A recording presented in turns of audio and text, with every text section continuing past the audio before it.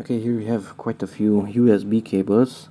Let's compare them. So we have micro USB, mini USB, USB-B 2.0 and 3.0, USB Type-C, USB-A 3.0 and 2.0, and USB 3 micro B. Okay, so let's compare them. The most used is this one. It's a trapezoidal and it is the micro USB. The newer version for phones is this one, which is USB Type-C. So you have to insert this one in a certain direction, and this one can be inserted in any direction. So micro USB and USB Type-C.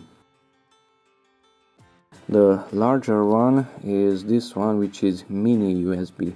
So mini USB and micro USB. Okay, we have another one which is made of two parts. That's USB 3.0, that's 2.0. This is micro B, it has two parts, as it's visible. Okay, we have these B types, that is for the printer, for example, and that one is USB 2.0. That one, which is larger, is 3.0. As you can see, it is larger, taller.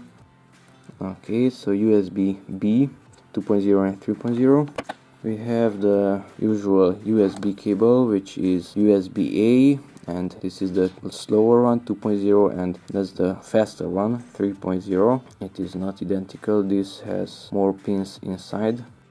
3.0 is faster, and that's about it. We have the B's, we have the Type-C and micro, we have the mini, we have the A, USB A, and we have the micro B 3.0.